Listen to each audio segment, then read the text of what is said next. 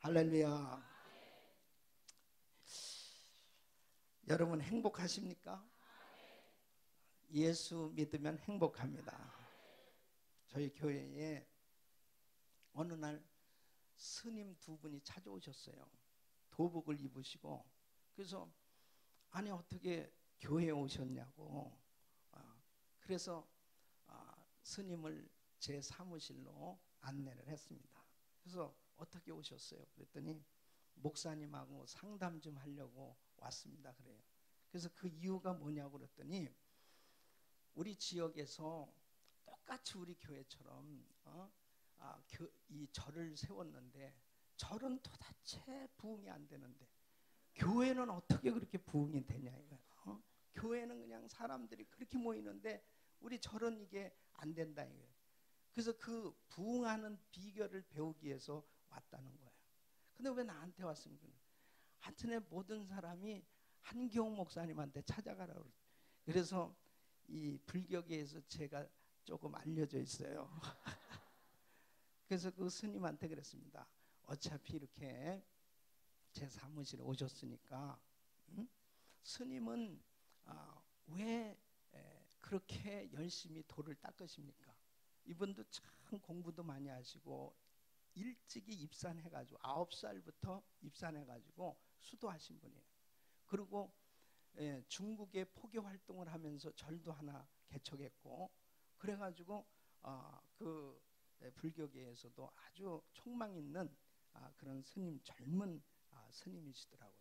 그 스님은 결혼도 안 하시고 정말 그렇게 열심히 돌을 닦으시는 그 이유가 제가 알기로는 극락의 세계, 열반의 세계, 그 낙원의 세계에 들어가시려고 그런 거 아닙니까?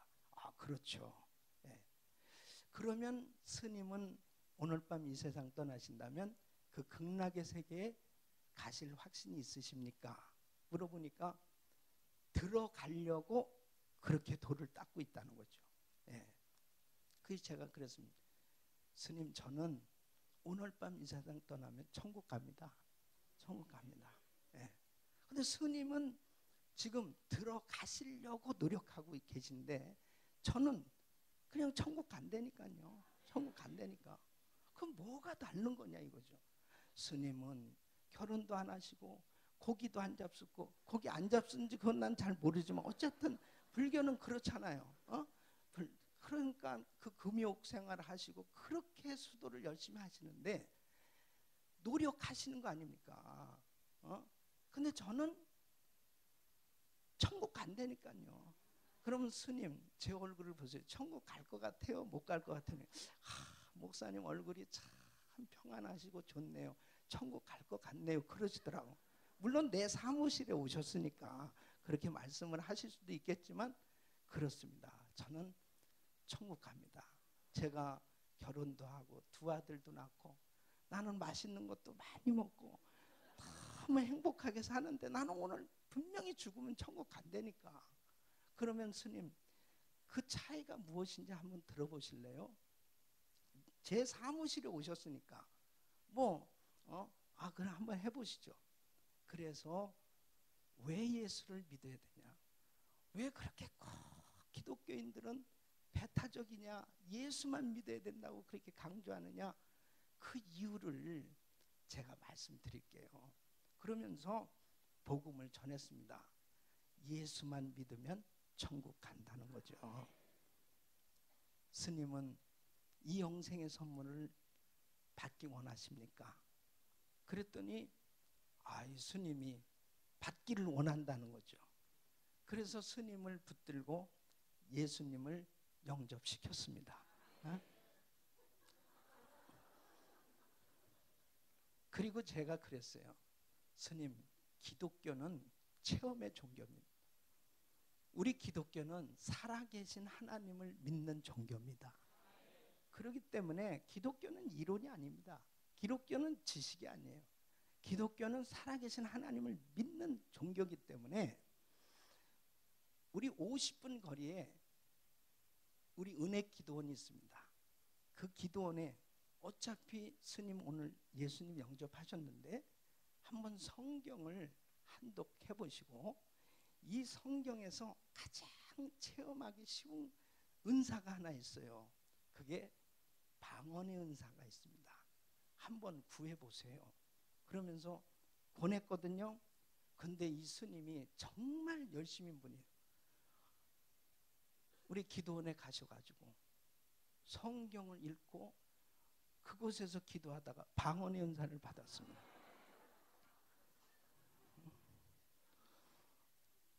이럴 때는 박수를 해야 되는 건데 하나님께 영광입니다. 정말 복음을 제대로 깨달으면요, 내가 일평생 불교에 그렇게 헌신했다 하더라도 바로 이 복음은 진리이기 때문에, 진리는 생명의 놀라운 양식이요 영이기 때문에 복음을 받아들이면 살아나는 역사가 일어나는 것입니다. 오늘이라도, 지금까지 아직 예수를 안 믿었다 하더라도 이 복음을 받아들이는 그 순간에 거듭나게 되어지는 것입니다. 할렐루야. 그래서 이분이 정말 그때부터 열심히 성경을 읽고 그러면서, 물론 거기서 나오셨죠. 참 하나님께서 정말 살아계셔서 오늘도 이 복음의 위대한 능력을 경험할 수 있기를 예수 이름으로 축원합니다. 여러분, 예수 믿으면 행복해지는 거예요. 은혜 받아야 행복합니다. 하나님 만나야 행복한 거예요.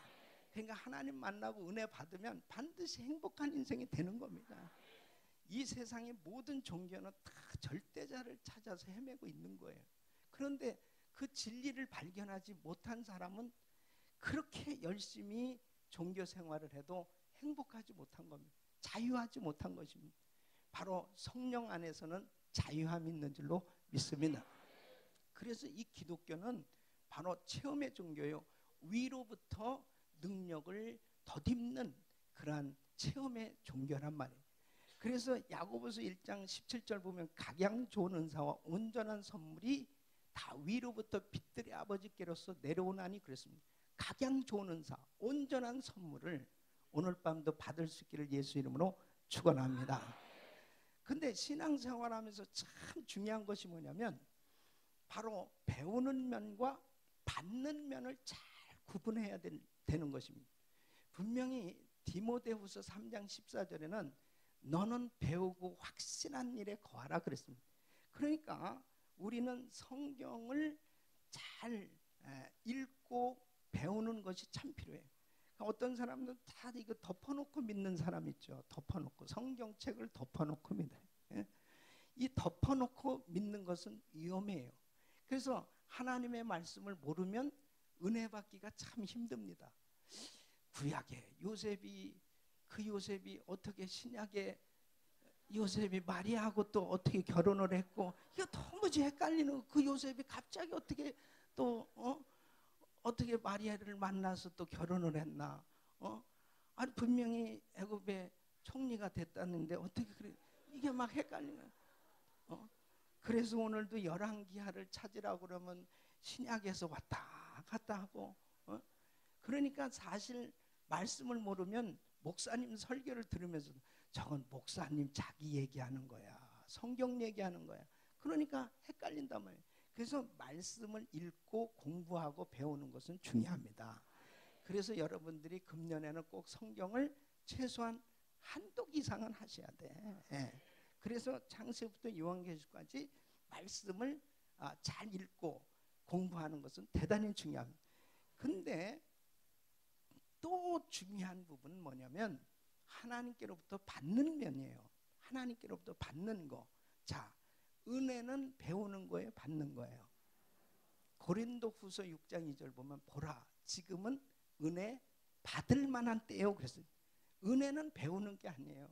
은혜는 하나님께로부터 받는 겁니다. 그러니까 오늘 밤 은혜 받으셔야죠.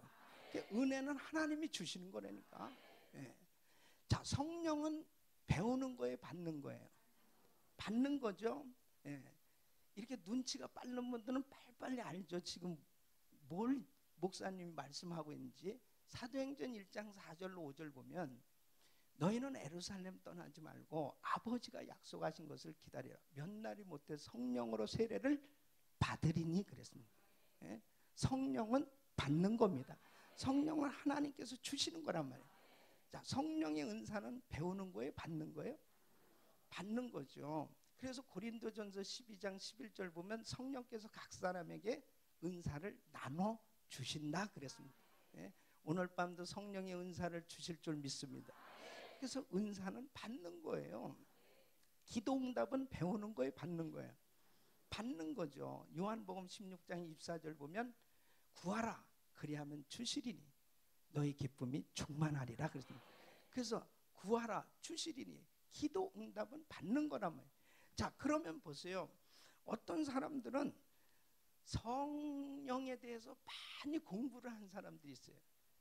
성령의 은사도 달달달달 암송하면서 가지가지 은사들이 이런 은사들이 있다고 잘 아는 사람이 있어요. 그 아는 것을 배웠다고 착각하는 사람들이 얼마나 많은지 모릅니다.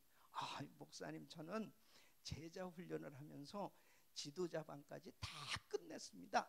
끝냈는데 은혜를 못 받았다. 끝냈는데 성령 충만을 못 받았다. 그러면 뭐 한 거예요? 공부한 거는, 성경 공부한 것은 은혜 받으려고 공부하는 거예요. 은혜 받지 못하면 그것은 그냥 지식으로 끝나는 것입니다. 바로 우리가 하나님의 말씀을 지금 듣고 있는 것은 은혜 받기 위해서 듣는 거예요. 예? 은사 받기 위해서 배우는 겁니다.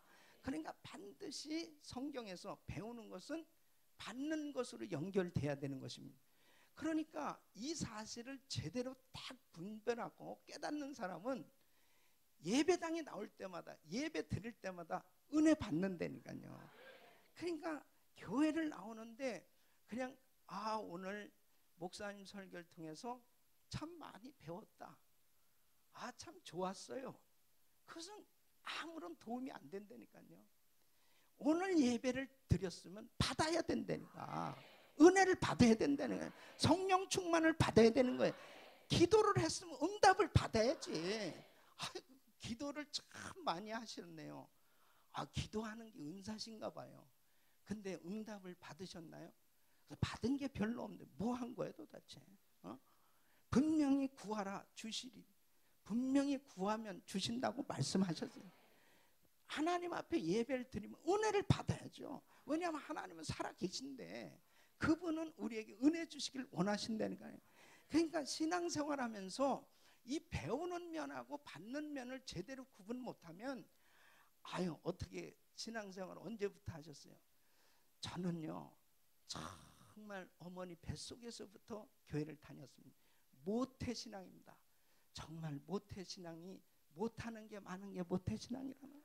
아는 거는 되게 많아. 아는 거는 뭐 그냥 오늘 이 본문만 읽으면 벌써 대지가 어떻게 돌아가는 것까지 다 알아요. 설교의 선언, 본론, 결론까지 다 나와. 안기는 그렇게 뚫어지게 하는데 변화가 하나도 되지 못한 것은 뭐냐? 은혜를 못 받았으니까. 은혜를 못 받았으니까. 그러니까 예수 믿은 지 한 달밖에 안 된 사람이 은혜를 받으니까 변화된다니까요. 은혜 받으면 달라진다니까요. 왜냐하면 하나님은 살아계시니까. 이 말씀은 생명이기 때문에 그렇습니다. 생명을 받으면 변화되게끔 돼 있습니다. 그런데 배우는 거하고 이 받는 것을 제대로 구분이 안 되니까 교회에서 그냥 열심히 세미나, 이런 세미나 저런 세미나 열심히 공부는 하는데 사람이 변화가 안 되는 거예요. 이것은 은혜를 못 받았기 때문에, 성령의 충만함을 받지 못했기 때문에, 은사를 못 받았기 때문에 바뀌어지지 않는 것입니다. 그러니까 우리는 반드시 받아야 된단 말이에요. 근데 오늘 이 본문 말씀을 보면 바로 이 엘리사라는 사람은 받는데 눈을 뜬 사람이에요. 당대에 엘리야 선지자는 아주 유명한 선지자였습니다. 그는 베델에도 신학교가 있었고 여리고에도 신학교가 있었습니다. 그러니까 당시에 엘리야 스쿨을 다닌다, 엘리야 신학교 다닌다, 최고의 명문학교예요. 그러니까 수많은 선지 생도들이 엘리야 스쿨에 들어가려고 얼마나 노력했겠습니까? 근데 당시에 보면 오늘 이 본문도 전체를 읽어보세요. 그 엘리야 스쿨 다니는 신학생들은 자부심이 있었어요. 나는 엘리야 선생님한테 직접 사사를 받은 사람이다. 직접 이 엘리야 스쿨에서 내가 공부하는 사람이다. 그걸로 만족하고 있는 것 같아요. 그런데 바로 이 엘리사는 달라요. 나는 받아야 되겠다는 거예요. 자기 선생님 엘리야는 저거 배워가지고 사역하는 게 아니에요. 저 사람은 하나님께로부터 받아서, 능력을 받아서, 은사를 받아서, 축복을 받아서 하나님의 일을 하고 있다라고 하는 것을 봅니다. 그러니까 이 엘리사는 우리 선생님 엘리야가 받은 영감보다 나는 갑절이나 받아야 되겠다는, 받아야 되겠다고 눈을 뜨니까 그때부터 신앙의 자세가 달라지는 것입니다. 그런데 다른 선지 생도들은 배우는 것으로 만족하고 있으니까 전혀 그냥 배우는 것으로 끝나는 거예요. 그러므로 배운 사람과 받은 사람, 받은 사람과 받지 못한 사람은 현격한 차이가 있습니다. 오늘날도 똑같아요. 오늘날 얼마나 많은 신학교가 있습니까? 얼마나 많은 사람들이 신학교를 졸업하고 있어요. 얼마나 많은 교회들이 이렇게 있습니까? 수많은 크리스천들이 있습니다. 그런데 은혜 받은 사람과 은혜 받지 못한 사람은 분명한 차이가 있다니까. 하나님께로부터 받아야 되는 거야. 그러니까 이 엘리사는 갑절의 영감 받고 나니까 엘리야보다도 갑절로 일을 했어요. 갑절로 사역이 어쩌면 그렇게 기사와 이적을 행하는데 자기 선생님 엘리야보다 더 엄청난 일을 한 거예요. 그러니까 우리는 하나님께로부터 받아야 된다는 거예요. 이 받으면 기적이 일어나는 거야. 예수님의 제자들 보십시오. 왜 예수님께서 그렇게 제자들에게 3년 동안이나 제자 훈련 시키는데 이 제자들이 기적의 현장을 다 목격했습니다. 예수님께서 죽은 나사로를 살리시고, 예수님께서 무리를 걸으시고, 보리떡 5개와 물고기 2마리 가지고 오병이의 기적을 베푸시고, 이러한 그 기적의 현장에 제자들이 같이 있었다고요. 뿐만 아니라 주옥 같은 주님의 그 명설교를 다 들으면서 정말 그들은 주님의 그 삶을 통해서 놀라운 감동도 받았어요. 그런데 왜 예수님이 이런 말씀을 하실까요? 너희는 예루살렘 떠나지 말고 아버지가 약속하신 것을 기다려 몇 날이 못해 성령으로 세례를 받으, 성령부터 받아라. 성령 받아야 된다. 왜 그렇게 강조하고 있어요? 여러분, 운전 잘하는 사람 옆에 앉아서 갈 때 보면은 자기도 할 것 같아요. 자기도 할 수 있을 것 같아요. 근데 막상 자기한테 운전대를 딱 주면 그때부터 초짜는 벌써 이상해지기 시작하는 겁니다. 이거 불안해지기 시작하는 거예요. 자기가 막상 해보면 안 된다니까. 이건 체험이에요. 자기가 막상 해보면 안 되는 거예요. 그러니까 바로 주님께서는 성령 받아야 나와 같은 일도 할 것이요 나보다도 더 큰 일을 하리라 그랬습니다. 그러니까 베드로 큰 소리 치지만 너 닭 울기 전 나 3번 부인할 거야. 그걸 우리 주님은 아는 거예요. 내 인격 가지고 신앙생활하고 내 실력 가지고 지식 가지고 신앙생활은 한계가 있어요. 어느 순간에 지나면 다 그게 드러나게끔 돼 있습니다. 반드시 드러나게 돼 있다니까요. 신앙생활도 자기 열심, 자기 인격 가지고 신앙생활할 때는 반드시 한계가 나타나요. 근데 성령 받으면 달라지는 거야. 그러니까 예수님의 제자들이 성령 충만 받고서 그때부터 그들은 능력 사역이 이루어지기 시작합니다. 그러니까 오순절날 마가다락방에서 성령의 불세례를 받고 이 제자들이 다 바뀌어졌습니다. 완전히 바뀌어졌습니다. 그 전까지만 해도 두려워서 문을 다 걸어 잠그고 자기들끼리 모였었다니까. 근데 성령의 불을 받고 난 다음에 문 바깥으로 문을 박차고 나가서 길거리에서 담대하게 예수를 외치기 시작했습니다. 3,000명, 5,000명씩 막 회개하고 주님 앞에 돌아오는 역사가 일어나고 안진뱅이를 일으키는 그런 기적의 현장들이 막 나타나기 시작합니다. 예수님께서 사역하시던 그 사역이 제자들 통해서 재현되는 역사들이 일어나는 거예요. 그러니까 우리 주님은 너희가 절대로 사업하는 것도 중요하고 자녀 양육하는 것도 중요하고 많은 일들 하는 것 중요한데 먼저 성령부터 받아라. 성령 받아야 된다는 거예요. 성령 충만 받아야 되는 거예요. 성령 충만 받고 사업도 하고, 성령 충만 받고 공부도 하고, 성령 충만 받고 자녀도 양육하고, 성령 충만 받고 사역하라는 것입니다. 그러면 주님이 나와 동행하시면 주님이 역사하시겠다는 겁니다. 그러니까 오늘날 기독교 역사에 위대하게 쓰임받은 인물들 보면 다 성령의 불세례를 체험한 사람들. 여러분 요한 웨슬레도 역시 마찬가지입니다. 그런 옥스퍼드 대학을 나오고 그 다음에 경건한 그러한 참 신앙 훈련을 받은 사람. 영국에서 미국의 조지아주에 선교사까지 왔던 사람. 근데 안 되는 거예요. 사역이 안 되는 거예요. 그 사역을 결국은 접고 영국으로 귀국하는 그 배를 탔는데 배가 롤링하면서 이 뭐 완전히 풍랑을 만났잖아요. 근데 자기는 솔직히 두려웠다는 거죠. 근데 한쪽에서 찬송하는 사람들이 있었어요. 저 사람들은 도대체 어떠한 은혜를 받았기에 이런 환경 속에서 저렇게 평안할 수 있을까? 이런 상황 가운데도 어떻게 이렇게 찬양할 수 있을까? 그게 마음 가운데 퀘스천이었어요. 왜 그렇습니까?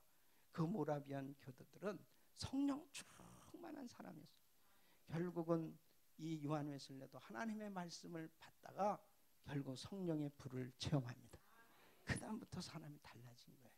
그래서 결국 이 감리교단도 생겨진 것이 결국 이 요한 웨슬레가 성령의 불 받고 88세까지 그는 지칠 줄 모르게 사역을 감당한 줄로 믿습니다. 성령의 능력 받으니까 달라지는 것입니다. 여러분 분명히 은혜를 받으면 달라지는데 사도행전 3장에 보면은 베드로 요한이 나면서 안진병이 된 사람에게 복음을 전하고 그를 잡아 일으켰을 때 그에게 놀라운 은혜가 임했을 때 세 가지 변화가 일어나는 걸 볼 수 있습니다. 그 첫째가 영적인 변화입니다. 따라했습니다. 영적인 변화. 그러니까 예수를 믿으면 반드시 영적인 변화가 일어나게 돼 있어요. 이 사람은 성전 문 앞에 두던 자다 그랬습니다. 그러니까 성전 문 앞에 두던 자, 성전 문 앞까지는 왔지만 성전 안에는 들어와 본 적이 없어요. 성전 안에 사람은 아니라니까. 근데 이 사람이 예수 믿고 난다면은 성전 안으로 뛰어 들어가서 하나님을 찬미했다고 그랬습니다. 여러분 하나님을 찬미했다는 것은 영적인 변화가 일어난 거예요.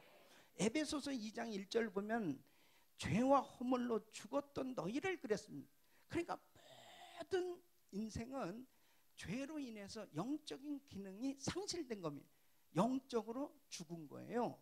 그러니까 박사학위를 받고 그렇게 지식적으로 공부를 많이 했음에도 불구하고 하나님을 모르잖아요.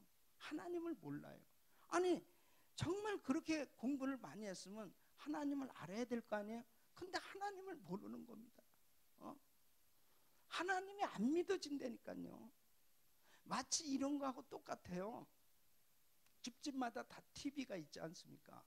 그러면은 방송국에서 전파를 보내면 어느 집은 TV 화면이 너무나 깨끗하게 잘 나오는데 어느 집은 화면이 안 나와.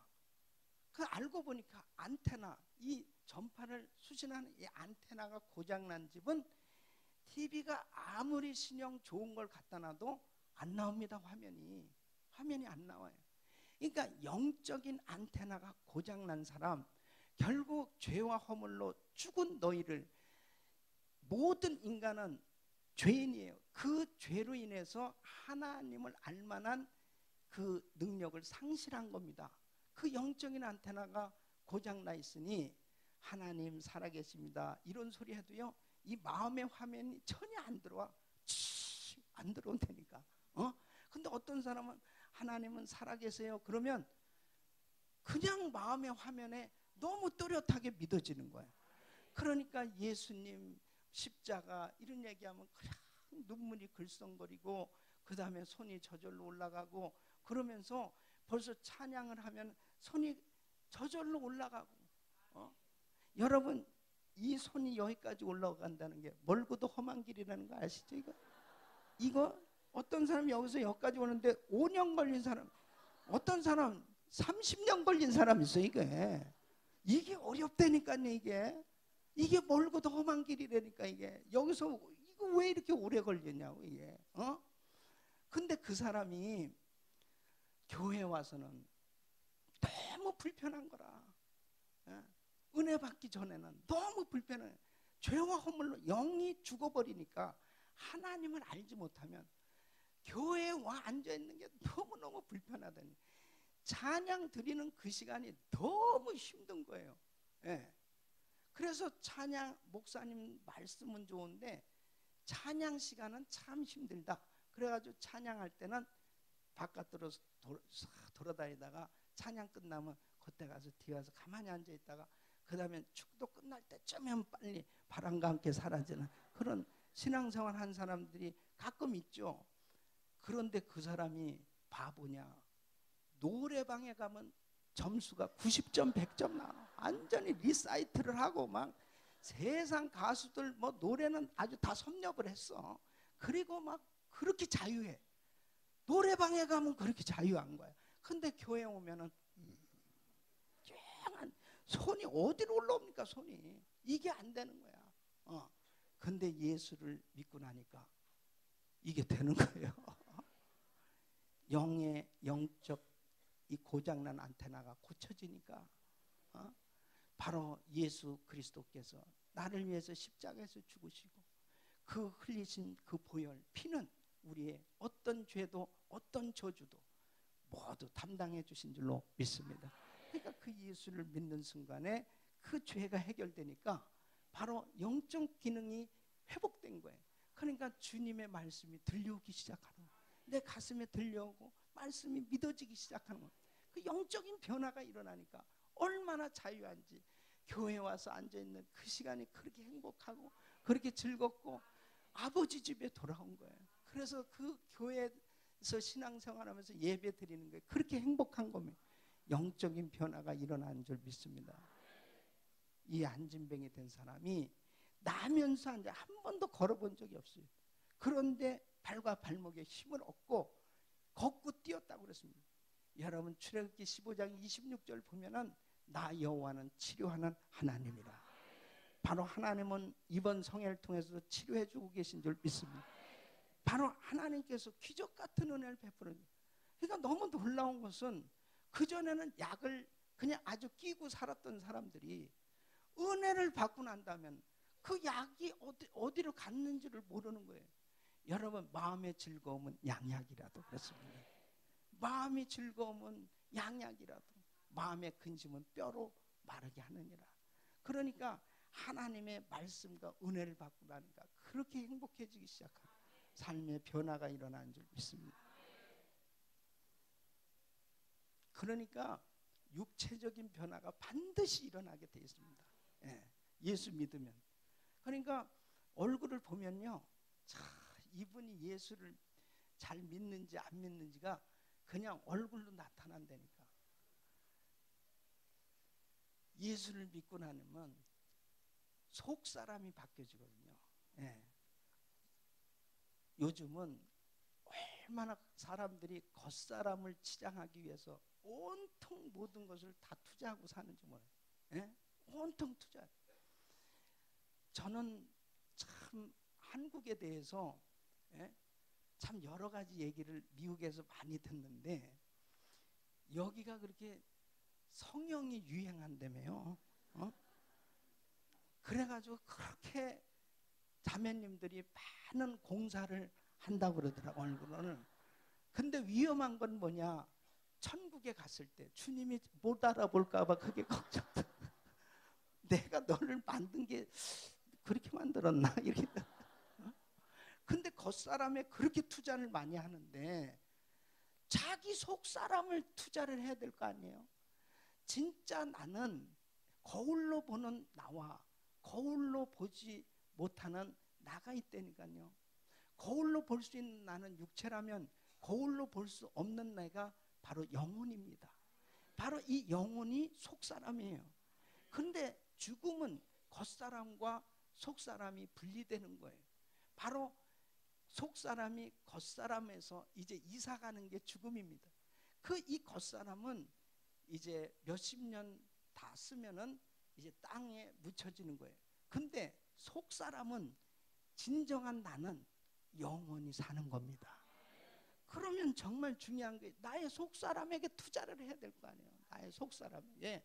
근데 영혼이 잘 돼야 되는데 영혼이 잘 되면 범사가 잘 되고 강건케 되어지는 것이 이게 순서대로 이루어지게끔 돼 있어요. 근데 사람들은 강건하고 범사가 잘 되고 나중에 영혼이 잘 되려고 그러니 이게 거꾸로 되는 거죠. 그러니까 바로 이 나면서 안진뱅이 된 사람도 먼저 은혜를 받고 나니까 그 다음에 이 속사람의 변화가 일어나니까 속사람이 잘 되니까 겉사람에게 하나님의 엄청난 은혜가 임해서 걷고 뛰는 역사가 일어난 겁니다. 그 다음에는 이 사람에게 삶의 변화가 일어났어요. 이 사람은 원래 구걸해 먹고 살던 사람이잖아요. 교회 오는 사람들한테 그냥 얻어먹고 살던 사람인데 이 사람이 사도행전 4장에 보면은 이제 베드로 옆에 딱 서 있는 거예요. 목사님 옆에 서 있는 거예요. 뭐 하려고? 간증하기 위해서. 여러분 아시지 않습니까? 제가 늘 교회 앞에 구걸하던 사람입니다. 저는 원래 한 번도 걸어본 적이 없는 사람이에요. 그런데 여러분 보세요. 제가 이렇게 지금 걷고 있습니다. 나를 이렇게 걷게 한 분은 예수 그리스도십니다. 주님이 나를 걷게 해주셨어요. 또 이 목사님들이 저를 위해서 기도해 줬을 때 이런 은혜를 받았어요. 그러면서 간증을 하고 있는 거예요. 위대한 간증자가 된 거예요. 그러니까 사람들이 그 안진뱅이 된 사람 걷고 뛴다 하는 소문이 나니까 구름대같이 몰려오는데 수천 명이 몰려온 거예요. 거기서 베드로가 누가 이 사람을 이렇게 고치셨습니까? 하면서 예수님을 전할 때 5천 명이 되는 사람들이 예수 믿는 역사가 일어난 거예요.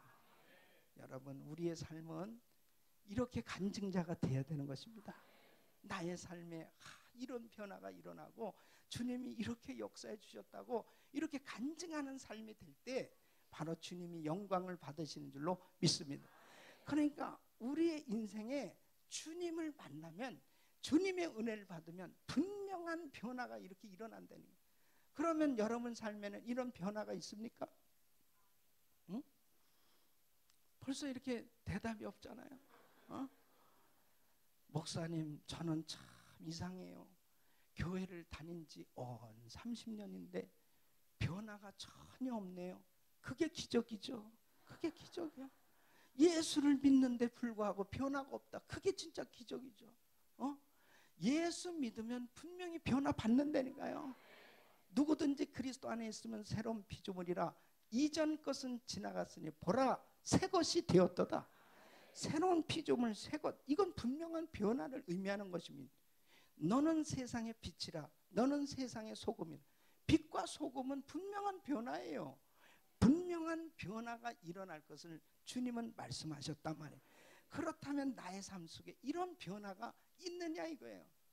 예수를 믿은 지 저는 얼마 안 됐기 때문에 아직 잘 모르겠어요. 아직 모르겠어요. 그거는 예수님을 못 만난 거죠. 아직 은혜를 못 받은 거죠. 오늘 이 자리에 처음 교회를 나오셨다 하더라도 오늘 예수님을 영접하고 성령으로 거듭나면 오늘로 새로운 피조물로 변화받는 겁니다. 그러니까 기독교는 오랜 무슨 공부를 하고 돌을 닦아가지고 무슨 변화를 받는 종교가 아니에요. 바로 하나님은 지금도 살아계셔서 이 자리에 계신 분이기 때문에 이 자리에서 그냥 만나면 변화되는 거야. 바뀌어진다니까요. 그러니까 하나님의 은혜를 내가 받아야 되겠다. 이 받는데 눈을 떠야 되는데 교회를 오래 다니고 그렇게 예배를 많이 드리는데도 불구하고 은혜를 못 받으니까 변화가 안 되는 것입니다. 그러니까 은혜를 받으면 달라진다는 거예요. 할렐루야. 저는 불교를 믿는 집안에서 태어나서 우리 집은 하여튼 담임 스님이 계셨으니까요. 담임 스님. 그리고 항상 뭐 고사 지내고 그 다음에 굿하고 뭐 하여튼 5만 가지 한국에서 하는 것은 다 했던 것 같아요. 우리 어머니 아주 이 열심, 이 불교계에 아주 그냥 열심. 그래가지고 전국절이란 절에 제 이름을 다 해가지고 등을 달아놓고, 저는 원래 대통령이 되는 게 꿈이었어요. 이 나라를 내가 살려야 된다고 나는 생각하고 살았던 사람이, 이 착각은 후유증이 커서 다르겠지만 어쨌든 정말 대학을 졸업하고 미국에 유학할 때까지 저는 그 꿈이 있었으니까요. 근데 우리 어머니가 그렇게 열심히 불공을 들였어요. 제가 미국에 가서 하나님을 만났습니다. 그 주님을 만나고 나서 너무너무나 감격해서 제일 먼저 생각난 분이 누구겠어요? 우리 어머니가 생각났지. 어? 우리 어머니 생각해보니까 저는 제가 성공해서 우리 어머니를 위해서 절을 지어드려야 되겠다. 그게 내가 효도하는 길이다. 늘 그 생각을 했어요. 그래서 저는 정말 어머니에게 효도했습니다. 늘 어머니가 절에 가시면 내가 쌀도 지고 올라간 적이 있고, 그리고 절에 가서 저도 같이 절도 하고 그랬단 말이에요. 이런 아들이 어디 있습니까? 그리고 어머니 속을 새겨 본 적이 없죠. 예. 그리고 그래도 이 괜찮은 아들이라고 생각했는데, 제가 주님을 만나고 나니까 저한테 전도한 사람이 참 많이 있었어요. 그럼에도 불구하고 내가 왜 예수를 믿지 않았냐? 우리 어머니 때문이에요. 참 다 좋은 말씀인데, 우리 어머니 돌아가시면 그때 가서 내가 예수 믿겠다, 이런 생각했어요. 왜냐? 우리 어머니가 내가 예수 믿는다 그러면 너무 실망하실까 봐, 어머니 돌아가시면 내가 예수 믿겠다. 그 다음에 두 번째는 내가 성공하고 예수 믿겠다. 정치를 하려면 술 담배를 해야 되고 사람들과 교제를 하려면, 근데 교회 가면 술 담배를 못할 것 같아. 근데 그게 다 거짓말이었어. 보니까 교회 와 보니까 하는 사람이 많더라고. 그러니까 이게 참 보면은 믿지 않는 사람들이 오히려 교회를 굉장히 높이 본다는 걸 알아야 돼요. 아, 교회 가면 거짓말도 안 하고, 교회 가면은 술 담배도 안 하고, 교회 가는 사람들은 다 아주 깨끗한 사람으로 다 생각을 했기 때문에, 내가 세상에선 그래도 뭔가 일단 성공을 해놓고 그 다음에 그 깨끗하고 거룩한 교회에 가야 되겠다, 이렇게 생각했거든요. 그래서 내가 일단 안 받아들였어요. 근데 감권적인 하나님의 역사로 내가 예수님을 만나고 나니까 하나님이 살아계신 거야. 하나님이 살아계신 거야. 제일 충격이 뭐였냐면요, 저한테 전도한 사람들이 참 많이 있었는데, 나는 나한테 전도하는 사람에게 굉장히 나는 불쾌하게 생각했어. 아니, 나를 어떻게 보고 나한테 전도를 하냐 이거야. 그래서 그 사람에게 왜 예수를 믿지 말아야 될까를 나는 조목조목 설명을 다 해줬어요. 그러면 그 사람이 아무 말 못하고 가요. 그러면 내가 속으로 이렇게 생각하지. 참 바보 같은 사람. 정말 참 무식하고 한심하니까 저렇게 교회를 다니지. 참 안타깝다. 있긴 뭐가 있냐? 하나님 뭐가 있냐? 그렇게 생각했거든. 근데 나중에 내가 은혜 받고 나서 보니까 그 사람이 가면서 그랬던 것 같아. 이놈아 지옥이나 가라, 이놈아. 그랬던 것 같아. 속으로 그랬던 것 같아. 얼마나 내가 강팍했으면 그런 말. 근데 주님을 딱 만나고 나니까, 내가 그때 죽었으면 어떻게 됐습니까? 내가 예수를 반대하고 안 받아들였을 때 그때 죽었으면 난 지옥 가는 거 아니에요? 이게 어마어마한 충격으로 오더라고요. 그러니까 우리 어머니가 우리 아버지는 이제 중3 때 돌아가셨는데, 우리 어머니가 그렇게 떠오르는 거예요. 우리 어머니 예수 믿게 해야 되겠다.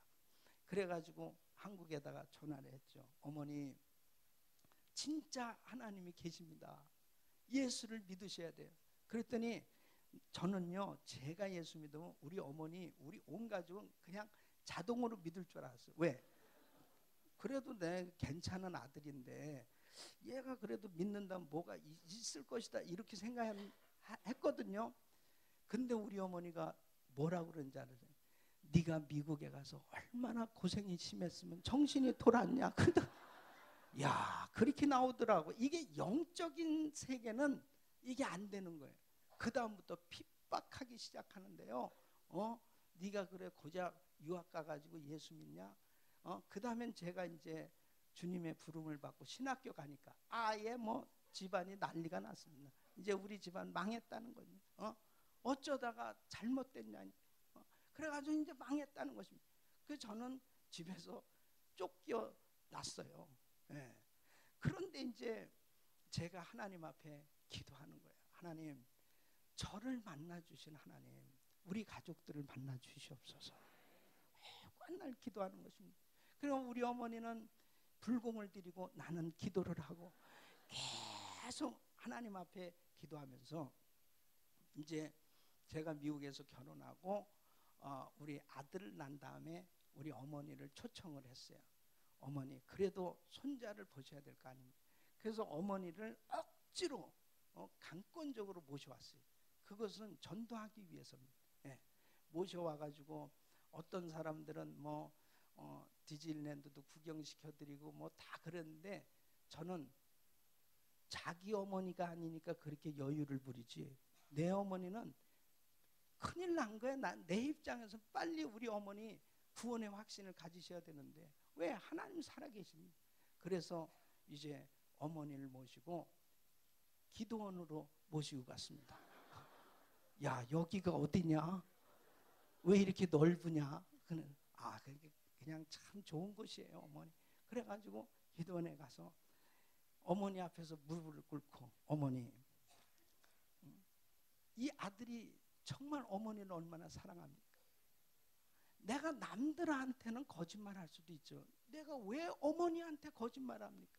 내 사랑하는 어머니는 나를 위해서 얼마나 애를 쓰시고 노력하시고 그렇게 고생하시고 정말 어머니는 날 사랑하지 않습니까? 저도 마찬가지로 어머니를 정말 사랑하는데 어머니 하나님이 계세요.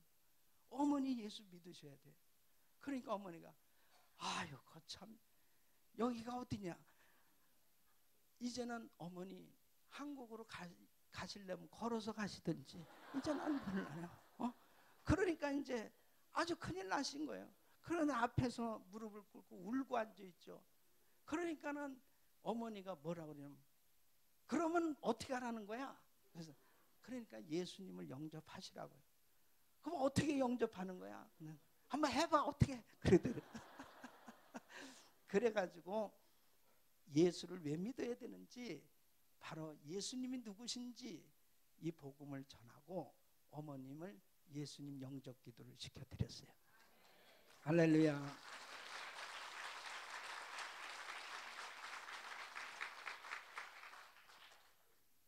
예수님 영접시고 어머니가 오실 때 다리를 질질 끌 정도로 한쪽 다리가 그렇게 아프셔서 한국에서 계속 침 맞으시고 그랬어요. 어머니, 제가 어머니 위해서 기도해 드리겠습니다. 어머니를 위해서 간절히 기도해 드리는데 성령이 불같이 임하면서 어머니가 방언의 은사를 받으시고 그 다음에 그 다리가 그냥 깨끗이 난 거야. 할렐루야. 깨끗이 난 거야. 그러니까 어머니가 뭐라고 그러신 줄 알아요? 이럴 줄 알았으면 진작 믿을 걸 그랬나? 그러더니 그때부터 국제 전화기를 대더니 우리 큰형, 작은형 전부 해가지고 얘들아 교회 나가라. 진짜 하나님이 계시다. 그래서 우리 집은 다 성경책 들고 일시에 그냥 교회 나간 거예요. 네? 할렐루야. 주님이 영광 받으셔야 됩니다. 하나님 앞에 내가 주님을 만나고 나니까 우리 집안이 변화받기 시작하는데 이제는 목사가 수없이 나왔어요. 정말 하나님 앞에 나 한 사람이 변화를 받고 나니까 우리 집안이 변화받고 그 다음에 우리 형제들 그 다음에 조카들까지 참 주님 앞에 쓰임받는 그런 가정으로 바뀌어지기 시작하는 거예요. 여러분 하나님께로부터 받아야 되는 것입니다. 은혜를 받으니까 달라지기 시작하고 하나님은 살아 계시니까 분명히 우리 기도를 응답해 주시는 거죠. 바뀌어지는 거죠. 해결되어지는 것입니다. 하나님 앞에 은혜를 받으니까 사람들이 변화를 받는데, 저는 98년도에 이 미국, 이 한국의 IMF로 노숙자들이 수없이 많이 생겼을 때, 제가 서울역 이 구국 집회를 인도하고 서울역 지하도에 갔는데 성령님이 저한테 음성을 들려주니, 저들에게 주의 사랑으로 복음을 전해라. 그래서 내가 그때 그 음성을 듣고, 그럼 미국의 목회를 접고 이 지하도에 와가지고 내가 무슨 바퍼 목사님처럼 그런 사역을 하라는 건가, 약간 헷갈렸어요. 왜냐하면 그때 그 노숙 형제를 하고 한번 같이 이야기를 나눠봤더니 막 악의에 차가지고 대화가 안 되더라고. 내가 왜 노숙자입니까? 나는 실직자입니다.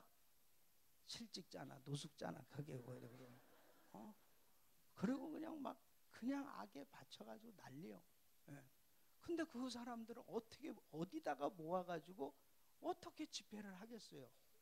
그 참 내가 어떻게 할까? 그런데 그때 저는 마음 가운데 하나님께서 그런 감동을 주셔서 그렇게 하겠습니다. 그렇게 하고 지금은 이제 천국에 가셨지만은 한신교회 이중표 목사님이 분당에 한신교회 성전을 건축해서, 그때 이제 내가 미국에 들어가면서 그 교회에 이제 인사하러 갔어요. 갔더니 성전뜰에 다 민족 성전이라고 그 돌에다가 글씨를 써놨는데, 그걸 딱 보는 순간에 이 교회를, 이 교회다, 이런 마음이 딱 들더라고. 그건 뭐냐, 이 교회를 빌려가지고 노숙자 집회를 해야 되겠다, 이런 감동을 받은 거예요. 이중표 목사님 만났더니 이 목사님, 이 성전을 이제 어떻게 지었느냐, 참 어머니가 아이를 품는 것 같이 뭐 철학 쭉 얘기하는데, 결국 나는 이 성전을 빌려야 되는데 그것만 계속 생각해. 그러니까 뭐 길 닦고 노니까 거지가 먼저 지나간다고, 누가 노숙자들을 그 집회를 한다고 그러면 빌려주겠습니까? 그러니까 이제 목사님 참 성전 아름답게 졌는데, 그때 같이 간 분이, 이분도 지금 천국 가셨는데 요한 선교단의 박종면 목사님, 이 성경 읽기, 성경 그 암송 특수훈련에 이 박 목사님도 이제 이렇게 성경 읽기도 하고 그러면서 목사님 이 집회 좀 하시죠. 그렇게 해야지 뭐. 근데 보니까 나라가 그냥 이 노숙자들이 너무 많네요. 그런 사람들도 좀 이렇게 불러서 같이 하면 좋잖아. 그럼 그렇게 하지 뭐. 그래서 얼떨결에 그냥 아멘을 한 거야. 그래가지고 그냥 우리끼리는 할렐루야 이제 됐다. 그런데 이제 그 돈은 이제 제가 미국에서 하여튼에 준비를 해가지고 이제 그 교회에서 서울역, 영등포역, 용산역 해가지고 버스를 대절해가지고 첫 번째 1000명을 초청했습니다. 그래서 분당에 목욕탕을 다 빌려가지고 처음에 목욕부터 다 시키고, 그 다음에 다 옷을 추리닝부터 다 갈아입혀가지고 이제 시작을 하는데, 저는 이제 미국에서 이제 주일 예배를 마치고 밤 비행기를 타고 오면 여기 한국에 화요일 새벽에 도착해요. 그래서 이제 새벽에 그 집회 장소로 갔는데 나와서 사람들이 다 담배를 피고 욕을 하고 있는 거예요. 그래서 왜 그랬더니 어느 곳에서는 예배 한 번 드리고 밥 주는데 여기는 새벽부터 잡아놓고 이게 뭐냐 막 그러는 거예요. 그럼 가면 될 거 아니야? 여기 무슨 감옥도 아니고. 근데 안 가. 그게 성령님의 역사지. 욕하면서도 안 가는 거예요. 안 가는 거야 계속. 그리고 뭐 유명한 강사분들, 뭐 간증자들 세우는 그분들은 불신자니까 그분들이 유명한지 뭔지도 모르죠. 보니까 전부 다 자빠져 자고 있는 거 다. 그리고 뭐 하나 가지고 싸우고 뭐 하고 막 그런 상태입니다. 그날 저녁 제 순서예요. 제 저녁 집회 순서예요. 저를 소개하는 목사님이, 오늘 설교하실 목사님은 미국에서 오신 목사님인데, 여러분들이 이렇게 식사하시는 거 있죠? 다 이 교회에서 다 권사님들이 김치 만들어 팔고 정성정성 모아가지고 다 여러분 식사를 대접하는 겁니다. 오늘 여러분들 그 침낭 선물 받으셨죠? 다 이 교회에서 선물한 겁니다. 나는 저기 앉아가지고 내 마음이 불편해서, 왜 저 목사님 오른손이 한 걸 왼손이 모르게 왜 저런 말씀 하시나 그랬거든요. 사실 불편했어요. 근데 제가 딱 강단에 서니까 다들 어떤 목사인가 그래가지고 다 보는 거야. 목을 빼고. 먹은 게 있잖아요. 먹은 게. 그래도 무슨 큰 기업이나 아니면 한국의 무슨 대형 교회에서 이렇게 대접하는 줄로 이분들은 알았던 거예요. 그랬는데 어떻게 이영만리 미국에서 이 머나먼 곳까지 와가지고 자기들을 이렇게 섬겨준다고 그러니까, 그때 저는 말씀 전할 때마다 반응이 얼마나 좋냐면요, 옳소 옳소 옳소, 아멘 할 줄 모르니까 옳소 하여튼 박수가 막 계속 나오는 거예요. 그 박수가. 결국은 예수 영접할 사람 손들어요. 90% 이상의 손들어요. 할렐루야. 90%. 그 다음에 이제 여러분 가운데 성령께서 제 마음에 감동, 자살하려고 한 사람이 있단 말이에요. 지금 빨리 나오세요. 한국 사람들은요, 이 체면 문화이기 때문에 자기가 자살하려고 그렇다 하더라도 잘 안 나와요. 미국 사람들은 금방 튀어나오는데 한국 사람은 잘 안 나와. 집회 꼭 끝나고는 그게 저예요, 꼭 그런다고 그 사람들이 하더라고요. 그 한국 사람 심리가 그래. 근데 그때 30명이 걸어 나왔습니다. 30명. 이 포켓 안에서 조그만 칼 같은 걸 집어던지고 바카스병 안에 독약 이런 것들 막 집어던지면 통곡하고 우는 거예요. 그걸 붙들고 기도할 때 막 성령이 임하고 큰 역사가 일어났습니다.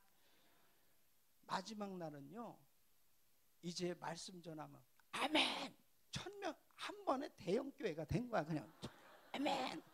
그래서 우리가 2차를 그 다음에 88체육관을 빌렸습니다. 88체육관에 3000명을 초청을 했는데 2000명까지 하는데 스탑 시킨 거예요. 88체육관 측에서. 웬 집회를 한다는데 전국의 거지가 다 나눠.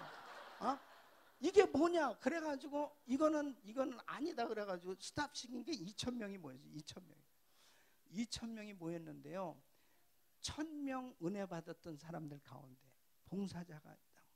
그 다음에 자동적으로 성가대가 나 같은 죄인 살리신 주는 그 찬양하고, 그 다음에 뛰두르고 봉사하기 시작했습니다. 근데 똑같이 그때도 그랬어요. 참 이상해. 저를 또 그렇게 소개를 했어요. 그 시간에.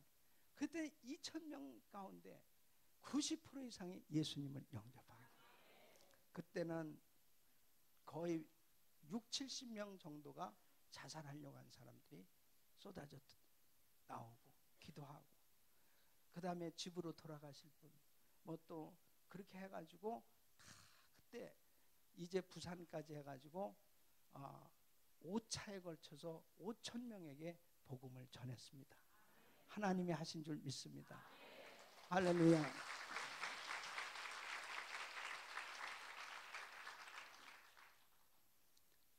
하나님의 은혜를 받으니까 그분들 가운데 다 변화되기 시작하더니요, 이제 실직했던 사람들이 이제는 직장을 잡고요, 저한테 와서 그러는, 목사님 다음에 오신 목사님 비행기 표값이라도 제가 해드리고 싶고요, 그 다음에 자기가 다니는 그 교회 이제 돈을 벌어서 첫 월급을 강대상을 했다는 거예요. 사람의 변화가 일어나기 시작. 그리고 이런 간증 저런 간증 가운데 눈물겨운 간증, 이제 집으로 돌아갔습니다. 이제 우리 가정이 회복됐습니다. 하나님은 오늘도 살아계셔서 바로 하나님의 은혜를 부어주시기를 원하세요. 그 은혜를 받으면 어떤 인생도 바뀌어집니다. 바로 그 인생, 축복된 인생이 되는 줄로 믿습니다. 우리 주님 앞에 오늘 밤 은혜를 받으셔야 되는데, 갑절의 영감을 받으셔야 되는데, 정말 여러분 생에는 엘리사처럼 갑절의 영감 받으시기를 축원합니다. 그러면 어떻게 하면은 이 갑절의 영감을 받을 수 있냐? 엘리사는 어떻게 이 갑절의 영감을 받았느냐 하는 것입니다. 여러분, 오늘 정말 우리 특별히 젊은이들은 오늘 밤 이 말씀을 받으면 여러분 생에는 바로 엘리사처럼 위대하게 쓰임받는 인물들이 될 수 있어요. 뿐만 아니라 성령님은 바로 나이가 많은 사람이나 젊은 사람이나 할 것 없이 꿈을 주시고 비전을 주시고 환상을 주시고 은혜를 베풀어 주시는 거예요. 그러니까 하나님의 은혜를 받는 그 순간에 영감을 받으면 바로 우리 주님 앞에 위대하게 쓰임받게 되는 줄로 믿습니다. 엘리사가 어떻게 이런 엄청난 은혜를 받고 이 갑절의 영감 받고 주님 앞에 쓰임받을 수 있느냐? 첫째는 이 엘리사는 과감하게 결단할 줄 아는 사람이었다. 그러니까 열왕기상 19장에 보면은 이 엘리사는 농사를 크게 짓던 사람입니다. 소 10겨리를 가지고 밭을 가는, 농사를 크게 졌던 사람. 근데 엘리야가 이제 겉옷을 던지면 나를 따르라 했을 때 이 엘리사는 소를 잡고 농기구를 불살라서 마을 주민들을 불러서 잔치를 벌이고 그리고 깨끗하게 바로 정리하고 떠납니다.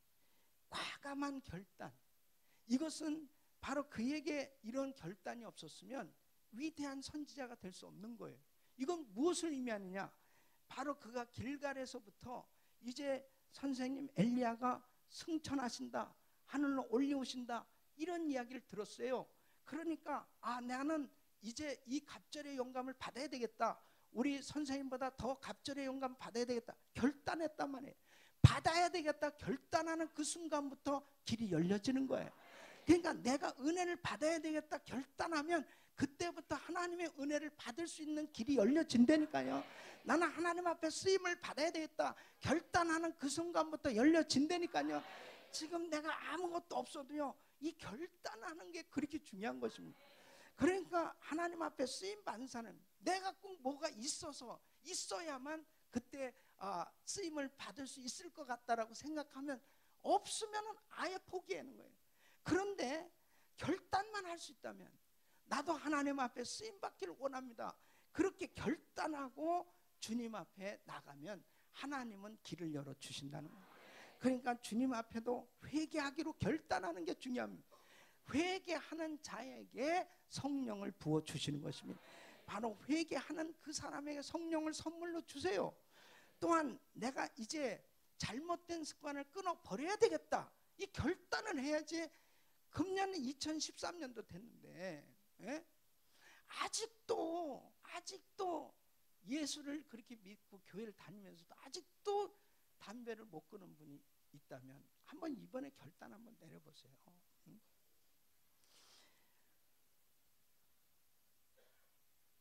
병원에 가가지고 당신 진단인데 폐암이야, 그러니까 담배 피우면 큰일 나, 그러면은 자동으로 안 핍니다. 그런데도 폐암이야? 뭐 그래도 뭐 할 수 없지, 난 이건 워낙 어려서부터 핀 거니까. 그러고 피는 그 사람은 정신 나간 사람이지. 그렇죠? 완전히 그건 이상자지. 자기 건강을 위해서도 내가 안 하겠다 그러면 안 할 수 있어요. 그런데 내가 하나님의 영광을 위해서, 내가 정말 하나님 앞에 신앙생활을 바로 하기 위해서 이걸 끊어야 되겠다 결단하면 성령님 도와주신다니까. 결단하면 된다니까요. 결단하면. 어떤 사람은 진짜 아주 지혜가 없어도요, 담배를 물고 전도를 하는 사람이 있어. 담배를. 마태복음을 봅시다. 그러면서 전도하는 사람. 그러니까 이게 뭐가 뭔지를 모르는 거예요.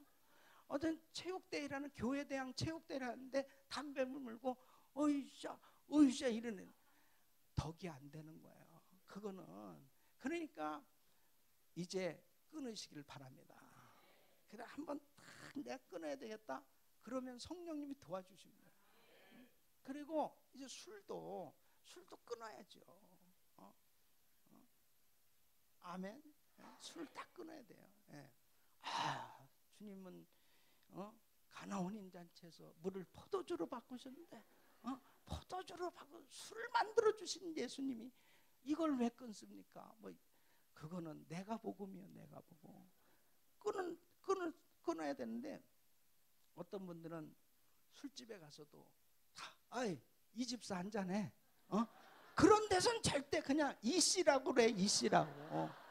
왜 술집에 가서 이 집사 한 잔해, 김장로 한 잔해. 그런 데는 절대 그냥 김씨 한 잔해 그래 차라리.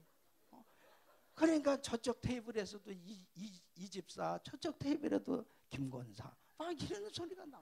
그럼 절대 안 됩니다. 예. 술집에 목사님은 어떻게 그렇게 잘하십니까?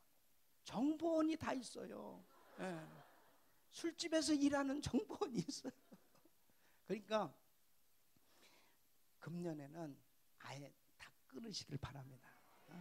근데 그게 신앙생활에 정말 안 좋아요. 술, 담배는.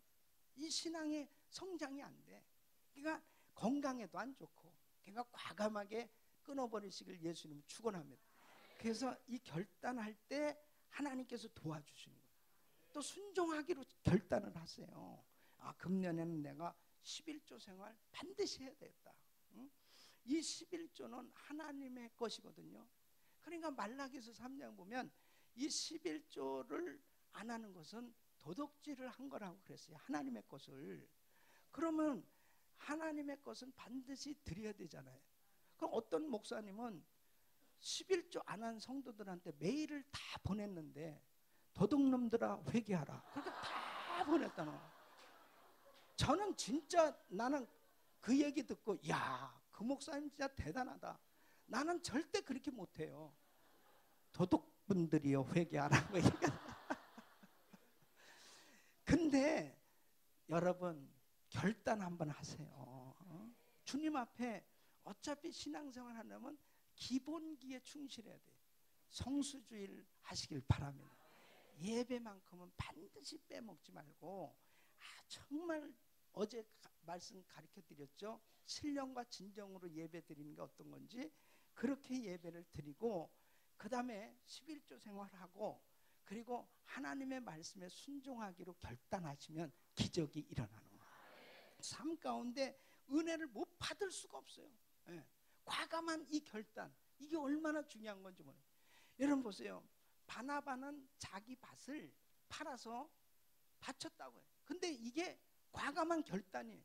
그 바나바가 구부로 섬에 있는 자기 밭을 딱 팔아서 드렸는데 아나니아 삽비라 부부도 감동은 받았어요. 야, 바나바가 저렇게 하나님 앞에 멋있게 쓰임받고 있구나. 그래서 이 부부도 감동을 받아서 밭을 팔았어요. 그런데 그 결단을 이루지 못한 게 욕심 때문입니다. 보니까 너무 많은 것 같아. 그러니까 일부를 좀 감춥시다. 이 정도만 바치면 되는 거 아니야? 그래가지고 부부가 서로 같이 딱 마주쳤어요. 어쩌면 그렇게 부부가 같이 맞았어 그래? 항상 여러분 성전 건축 헌금도요. 부부가 기도해가지고 감동이 서로 틀리잖아. 액수가 많은 쪽을 선택하시길 바랍니다. 많은 쪽이 그게 확실한 감동이야. 그러니까 반드시 꼭 부부가 기도했을 때 딱 맞을 수도 있지만 믿음이 큰 사람이 확실히 크게 감동을 받겠죠. 그러면 내 믿음대로 될지어다. 바로 축복도 그 믿음만큼 받는 거예요. 그러니까 결단했을 때는 과감한 그 결단대로 행동할 때 역사가 일어나지. 신기한 사실은 눈 감을 땐 됐는데 눈 뜨면 제정신으로 돌아온다는 사실은. 그러니까 그 눈 감았을 때는 주님 야 드려 뭐 할렐루야 다 이게 다 주님께로부터 온 건데 내가 얼마나 복을 많이 받았나. 근데 눈을 뜨고 제정신으로 돌아오면 내가 미친 거 아니야? 그래서 결과 안 돼요. 제가 은혜를 받고요.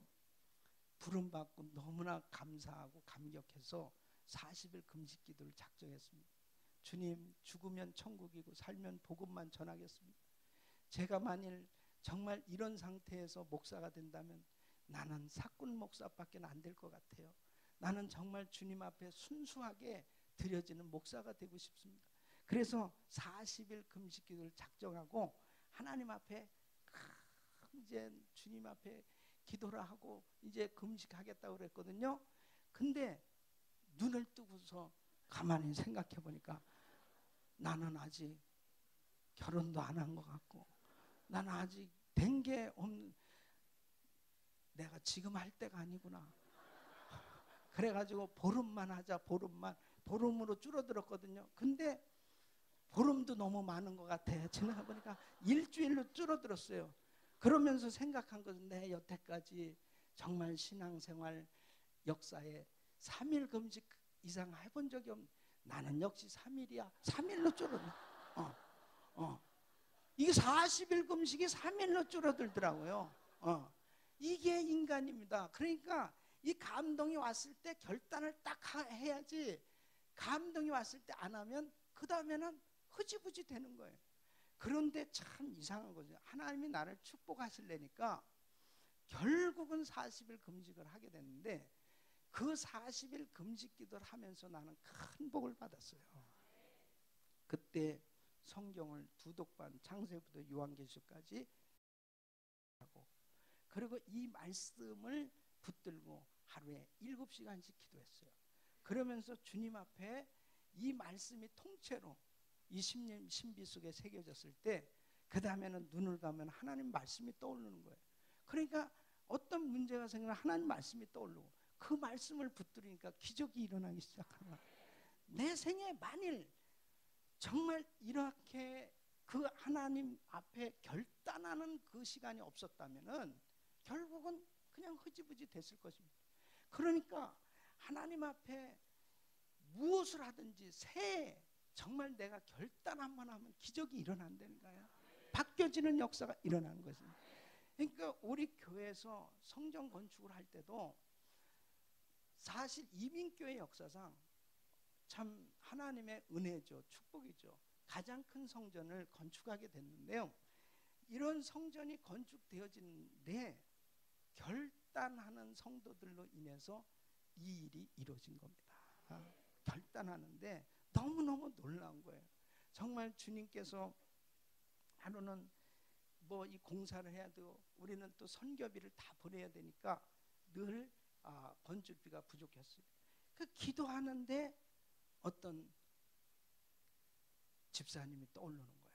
그래서 집사님, 지금 건축비가 이렇게 필요한데, 집사님이 떠오른다. 그러니까요, 그건 성령님이 하신 거예요. 부부가 뭐라고 그러냐면, 목사님에게 떠오른 거 보니까 하나님이 우리 가정을 이제 쓰시려고 그러나 봐요. 그러면서 한국 돈으로 하면 4억을 헌금을 하더라고. 그러니까 우리는 워낙 어마어마한 거니까 4억은 아주 적은 거예요. 그러니까 4억을 드리면서도 늘 우리 성도들은 죄송하게 생각하는 거야. 40억을 드려야 되는데 4억밖에 못 드려서 너무 죄송한. 이게 하나님의 은혜죠. 이게 하나님의 은혜. 근데 그렇게 하면서도 너무나 기뻐하는 겁니다. 또 어떤 장로님이 또 떠올랐어요. 장로님이 떠오르네요. 그랬더니 그 장로님은 그 110만 불을 작정을 했어요. 작정을. 그런데 본인은 이게 작정이 됐는데 부인한테 물어봐야 된다는 거예요. 부인한테. 그래서 부인한테 물어보고 와서 얘기를 하는데 부인이 이렇게 얘기를 하더래요. 권사님이, 여보, 만일 우리 딸 셋이 있는데 딸이 진짜 필요하다, 진짜 급하다고 그런다면 우리 가지고 있는 거 우리 딸한테 안 주겠어? 그런데 예수님이 필요하다는데, 교회가 필요하다는데, 예수님은 우리 가족 아니야? 예수님이 필요하다면 드려야지. 야, 어떻게 그런 깨달음을 할 수 있습니까? 어떻게 그렇게, 난 그래서 참 너무 감동받았어. 그 헌금이 문제가 아니고 너무 감동을 받았어요. 어떻게 그렇게 이쁜 생각을 하냐. 자기 딸은 우리 가족인데 교회와 예수님 우리 가족 아니냐. 주님이 필요로 하시면 드려야 되지 않나. 그러면서 하나님 앞에 드리더라고요. 하나님, 그 다음에는 잘 안 떠올려요. 계속 그렇게 떠오르면 참 좋겠는데 안 떠올라. 그런데 중요한 것은 우리 전 교인들이 오병이어를 드렸어요. 전 교인들이 복 받을 수 있는 그러한 축복을 받았는데, 정말 하나님께서 오늘날도 오병이의 기적을 베풀어 주신 줄로 믿습니다. 그러니까 과감한 결단, 하나님 앞에 내가 순종하기로 결단만 하면 기적을 베풀어 주시고, 그 다음에 우리 주님이 영광 받으시니 믿습니다. 그래서 금년도에 나는 은혜 받아야 되겠다, 능력 받아야 되겠다, 축복 받아야 되겠다, 쓰임 받아야 되겠다, 그렇게 결단하시기를 축원합니다. 그 다음에 두 번째는 애타게 사모하는 사람이었어요. 엘리사는 애타게 사모하는 이 사모함이 있어야 됩니다. 길갈에서부터 시작하는데 누가 도와주질 않아요. 야야야 여기 있어라 그래요. 근데 베델까지 갔습니다. 베델에 신학교가 있었습니다. 거기서 이제 그 학생들하고 다 송별회를 갖고 이제 떠나는 것입니다. 야 이제 여기 있어라. 그런데 또 여리고로 가는 거예요. 여리고로 또 가는데 거기까지 계속 쫓아가네. 그 다음에는 요단강을 건너가는데 엘리야는 겉옷을 벗어가지고 이 겉옷을 벗어가지고 물을 치니까 물이 이리저리 갈라지는 거예요.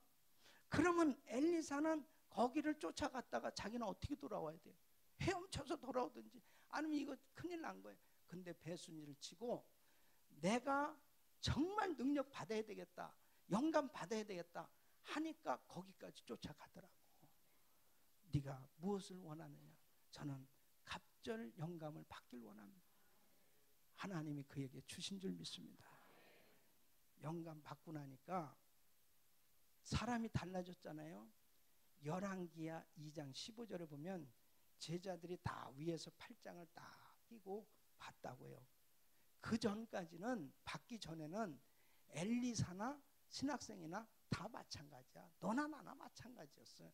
근데 엘리사 위에 엘리야의 영감이 임하였다 함을 보고 바로 엘리사에게 능력이 나타나는 거예요. 그 앞에 엎드렸다고 그랬습니다. 여러분, 받으면 달라지고 받으면 능력이 나타나고 받으면 영향력을 미치는 삶이 되는 줄 믿습니다. 그래서 우리가 받아야 되는데 애타게 사모하는 이 사모함이 있어야 된단 말이에요. 그러니까 그냥 예배를 참석해도 주실래면 주시고 말래면 마시고 그냥 뭐 사모함이 없는 거야. 근데 사모하는 사람 결국 바꾸면 안 되는 거야. 결국 쓰임을 받는 거예요. 기적이 일어나는 거예요. 그러니까 하나님 앞에도 내가 좀 쓰임을 받아야 되겠다는 이런 사모함이 좀 있어야 돼요. 예배에 참석할 때 제가 은혜기도원에서 집회를 인도하는데 앉을 자리가 없이 그냥 꽉 찼는데 가운데 한 60세 먹은 아주머니가 계신데 이 아주머니가 말씀을 전할 때마다 아멘, 아멘, 아멘은 하는데 이렇게 하니까 내가 빨려 들어가거든요. 말씀을 전해. 계속 가운데 앉은 아주머니가 그 다음에 이제 안수기도를 하면 내 다리를 붙들고 계속 이걸 놓으세요. 계속 다른 사람들 계속 기도해 주는 거야. 근데 이제 낮 시간이 됐어요. 낮 시간이 되면 이제 사람들이 일하러 가고 그래도 좀 많이 비었다고요. 근데 거기서 또 말씀 전하고 이제 바닥에 전부들 앉았거든요. 그래서 이제 기도를 하는데 이분이 내 손을 잡더니 그래, 목사님 저를 위해서 기도 한 번만 더 해주실 수 있어요? 아니 지금 안수 기도를 해드렸는데 한 번만 더 해주세요. 그 나도 진짜 궁금해가지고 무슨 사연이 있나? 기도 제목이 뭐예요? 그랬더니 이분이 텍사스 엘파소에서 여기 캘리포니아까지 LA까지 집회에 참석을 했는데 자기는 파킨스병이라는 거예요. 휠체어를 타고 우리 아들이 데리고 여기까지 왔다는 겁니다. 근데 서울대학 병원도 가보고 할렐루야 기도원도 가보고 별 군데를 다 다녀봤대요. 근데 자기 몸은 더 점점 중해지고 목사님 광고 보고 이번이 마지막이다라고 자기 딱 생각했대. 그래가지고 이번에 결사적으로 내가 주님 만나야 되겠다. 그래서 작정하고 왔다는 겁니다. 근데 이 파킨슨 병은 몸이 이렇게 꼬부라지는 병이에요. 예? 걷지를 못하고 이렇게 꼬부라지면, 그러니까 사람들이 빽빽히 앉아 있으니까 그냥 이렇게 해가지고 이러니까 나는 진짜 이렇게 건강한 줄 알았지. 근데 진짜 이렇게 돼 있더라고요. 그래서 그분을 위해서 간절히 기도하는데 성령께서 뜨겁게 역사하면서 이분이 풀어주더니 일어났어요. 그러면서 걷고 뛰는 역사가 일어났습니다. 할렐루야. 그때 이 비디오를 가지고 그분을 다 찍었어요. 그리고 이분이 나중에 간증했죠. 수양관에서 목사관까지 걸어서 올라와서 정말 하나님을 찬양했습니다. 사모하니까 기적이 일어나더라고요. 정말 주님의 은혜를 사모한 사람 결국 하나님의 역사를 체험하더란 말이에요. 제가 그 불란서 낭시 지역에 유학생들 그 수양회를 인도한 적이 있습니다. 대부분 다 박사 과정을 하는 그 유학생 부부인데 그 수양회를 하는데 보니까는 뭐 미니 올림픽이다 뭐다 다 그냥 일반적인 프로그램 짜놓고 말씀 전하는 게 몇 개 없었어요. 근데 첫날 말씀을 전하고 기도를 해주는데 그 회장부터 막 성령 충만을 받고 그렇게 막 은혜를 받으니까 이 회장이 나오더니 그래요. 여러분 우리 프로그램 가운데 미니 올림픽은 뭐 다 집어치우고 이제 목사님 말씀만 들읍시다. 그런 거예요. 그래가지고 거기에 참석한 사람들이 다 은혜 받고 정말 큰 은혜를 받았어요. 그러고서 이제 다 보따리를 싸서 집회를 마치고 내려가려고 그러는데 자매 한 자매가 오더니 막 우는 거예요. 그래서 자매는 왜 울어? 그랬더니 목사님 나는 은혜를 못 받았어요. 왜 못 받았어요? 나는 애기 보느냐고 못 받았어요. 그래가지고 자기들끼리 보니까 수양회 올라올 때는 뭐 담배도 피고 뭐 자기가 봐도 다 알잖아요. 신앙이 별로 없었던 이런 애들이 그냥 눈물 콧물 흘리고 막 은혜를 받아서 얼굴이 빨개져가지고 그렇게 충만하니까 셈이 난 거예요. 나도 받아야 되겠다. 그래서 자매 울지 마. 그럼 우리 같이 기도하자. 그런데 이 자매가요. 생머리가 히프까지 내려오는 거야. 내가 지금까지도 그 자매를 생각하면 이 머리가 이 히프까지 내려왔는데 생머리. 기도를 하는데 몰라 하면서 이 머리를 돌리는데요. 이 생머리에 얻어맞아가지고 얼마나 아픈지 그냥 아니 순간적이었지만 갑자기 이 자매가 확 돌리는데 내가 얼마나 아픈지. 근데 이 자매는 정신이 나갔어. 완전히 몰라 막 그러는. 그 제가 안수를 이렇게 했습니다. 이렇게 해가지고 그랬는데도 이 자매가 방언의 은사를 받은 거야. 내가 그때 깨달은 거는 몰라 해도 하나님 주시는구나. 기도를 유창하게 한다고 받는 게 아니더라고요. 마음에 사모하는 마음이 있으면 받는 거예요. 그러니까 이번 성에도 하나님의 은혜를 사모하면 다 받는 거예요. 그러니까 주님 앞에 오늘 정말 기도 안 돼요? 그럼 몰라라도 해봐. 몰라라도 해봐. 하나님 몰라요. 몰라. 그래도 주님은 뭘 구하는지 다 아시지. 예? 애타게 사모하는 그 마음이 좀 있어야 돼요. 교회 나와서 좀 은혜를 받을 때 난 오늘 기필코 은혜 못 받으면 나는 안 간다. 주님의 은혜 받아야 된다. 응답 받아야 된다. 바로 그렇게 사모할 때 하나님 주실 줄 믿습니다. 예? 세 번째는 하나님의 영광을 위해서 산 사람입니다. 이 엘리사는 이제 능력 받았잖아요. 열왕기 5장에 보면은 나만 군대장관이 문둥병에 걸린 사람이 찾아왔습니다. 고침받으려. 요단강에 7번 들어갔다 나오라고 했어요. 깨끗하게 낳고 나니까 금은 또 옷 해가지고 예물을 하여튼에 엄청나게 준비해서 엘리사한테 주는 거예요. 엘리사가 받았어요? 안 받았어요? 안 받았어요. 안 받았어요.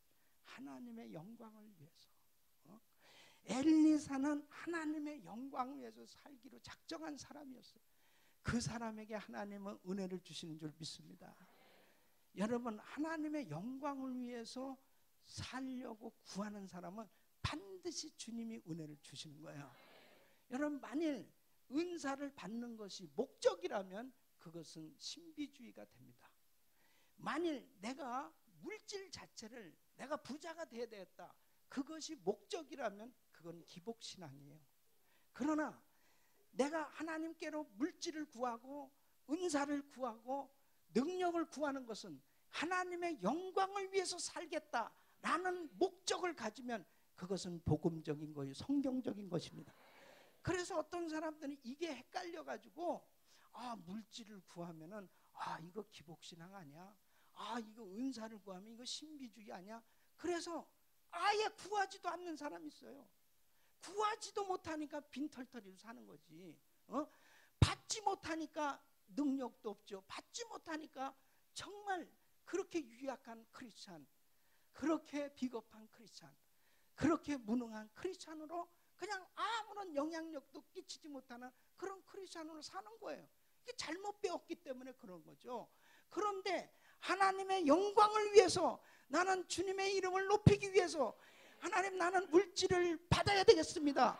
능력을 받아야 되겠습니다. 은사를 받아야 되겠습니다. 하나님의 이름을 높이기 위해서 난 되어야 되겠습니다. 하나님의 영광을 위해서 구하는 것은 바로 축복이 되는 줄로 믿습니다. 그래서 하나님의 영광을 위해서 살라는 것입니다. 여러분, 사도 바울 보세요. 얼마나 그가 멋진 인생이 됐습니까? 그 이유가 있어요. 로마서 1장 1절 보면 나 예수 그리스도의 종 바울은 하나님의 복음을 위해 택정함을 입었나니거든. 나는 복음 전하기 위해서 태어났다는 거예요. 나는 복음 전하기 위해서 산다는 거예요. 그러니까 복음 전하는 것이 목적이 딱 되니까 감옥에 들어가서도 복음을 전하고, 나와서도 복음을 전하고, 어디에서 매를 맞아도 복음을 전하고, 그러니까 바울의 인생은 위대한 빛나는 인생이 된 거예요. 우리는 예수님 때문에 예수 전하기 위해서 잘 돼야 되는 거예요. 예수 전하기 위해서 내 사업이 잘 돼야 되고, 예수 전하기 위해서 우리 학생들은 공부를 잘해야 되는 거고, 예수 증거하기 위해서 우리는 정치, 경제, 사회, 문화 모든 면에서 하나님의 이름을 높여드릴 수 있는 그런 위대한 리더들로 세워져야 되는 것입니다. 그래야 하나님의 영광을 드러낼 수 있다니까. 그래서 저는 미국에서 살고 있으면서 우리 자녀들을 위해서 기도할 때, 하나님, 이제 흑인 가운데 대통령이 나왔는데 우리 2세 3세들 가운데 대통령이 나오게 해달라고. 그래서 대통령이 나오면 나는 반드시 대통령 취임식 때 기도는 축도는 내가 한다, 그렇게 항상 정해놨어요. 그래가지고 난 집회 다니면서 계속 이 얘기하는 건 뭐 다른 목사님이 할까봐 내가 다 미리 했어요. 미국은 이미 내가 연합 집회를 하면서 다 얘기했어요. 그래서 한기홍 목사님이 축도하는 걸로 다 돼 있어요. 대통령이 안 나와서 그러지. 근데 여러분 보세요. 그랬더니 어떤 목사님 그러다, 목사님, 그러면 한 목사님이 축도하세요. 저는 설교하겠습니다. 그러더라고. 그때 어떤 목사님 그러는, 그래요? 저는 그러면 사회를 하겠습니다. 그래서 사회자도 나오고 설교, 축도 다 됐는데 이제 대통령만 나오면 되는 거야. 여러분, 꿈 같은 얘기 같지만 꿈 같은 얘기를 자꾸 해야 꿈이 이루어지는 거야. 그러니까 우리가 하나님의 영광을 위해서 살기로 작정하면 바로 하나님의 이름을 높여드리기 위해서 이런 꿈 같은 얘기 하는 겁니다. 하나님이 얼마나 위대하신 분인가. 참으로 우린 작은 자 같고 소수민족, 참 이렇게 유약한 나약한 민족인 것 같지만 우리는 예수 믿는 민족이기 때문에, 예수 믿는 사람은 어떤 종족에게 속할 수가 없어요. 천국에 속한 자들인 줄로 믿습니다. 그러면 바로 모든 만물이 다 하나님의 것이기 때문에 하나님의 영광을 위해서 하나님은 천지 만물을 진동시키고 사람들을 움직여서 바로 우리를 돕게끔 되어 있어요. 그래서 하나님의 영광을 위해서 살기로 작정해보란 말이에요. 그러면 주님이 도와주신다니까. 주님이 역사하시면 다 움직여질 수 있는 거예요. 기적이 일어나는 겁니다. 그래서 저는 하나님 앞에 기도하고 있는 거예요. 전 세계 미전도 종족 지역에 아직도 예수 소리 한 번도 들어보지 못하고 죽어가는 수많은 종족들이 있습니다. 그곳에 전략적으로 7,000개 센터교회를 세우는 걸 위해서 기도하고 있습니다. 이제 작년에 2개 센터교회를 세웠습니다. 미전도 종족 지역. 이제 저 발을 내딛었지만 우리 성도들 가슴 속에는 바로 미전도 종족을 품고 한 교회 센터교회를 세우겠다고 작정하고 있습니다. 뭐 우리 교인들이 한 가정씩 한다면 다 되는 거죠 뭐. 그런 비전을 가지고 하나님의 영광을 위해서 살려고 몸부림칠 때 주님이 열어주시는 거예요. 주님이 기적을 베풀어 주시는 것입니다. 하나님께서 정말 우리 민족을 전 세계에 흩어져 놓으셨는데 바로 이 귀한 복음을 깨닫고 하나님의 이름을 위해서 살려고 하면 어느 나라에서도 하나님은 요셉과 같이 존귀하게 세워주신 줄 믿습니다. 여러분, 우리는 정말 우리 민족이 이제 남북한이 하루속히 복음으로 통일되어야 되는 것입니다. 이제 주님 앞에 간절히 기도하고 있어요. 우리 교회에서는 오렌지 카운티 남가주 지역 전 교회들을 대상으로 해서 목요일마다 우리는 통일을 위한 기도회를 하고 있습니다. 독일의 정말 동독에 있는 니콜라이 교회에서 정말 그곳에서 그렇게 이 통일을 위해서 기도했던 이 소수자들에 의해서 결국 나중에 그것이 거대한 파도의 물결처럼 바로 이 통일을 위한 열망을 위한 촛불 기도회로 번지면서 바로 결국 이 베를린 그 장벽이 무너졌던 것처럼 38선이 어느 날 무너지게 될 줄로 믿습니다. 여러분, 하나님의 영광을 위해서 쓰임 받을 수 있도록 능력 받으시길 바랍니다. 은사 받으시길 바랍니다. 은혜 받으시길 바랍니다. 그럴 때 이 갑절의 영감을 하나님은 부어주실 줄 믿습니다. 하나님은 참으로 놀라운 역사를 이루시는 거예요. 저는 정말 2013년도가 기대되어지는 것입니다. 앞으로도 기대가 되어지는 그 하나님의 위대한 능력의 손에 우리가 붙들리기만 하면 바로 우리 주님 앞에 그 은혜를 받기를 사모하고 열망하고 간절히 매달리기만 하면 하나님의 영광을 위해서 살겠다고 작정하면 하나님은 반드시 그 길을 열어주실 줄로 믿습니다. 주님 앞에 이렇게 쓰임받기를 예수 이름으로 축원합니다. 기도하겠습니다.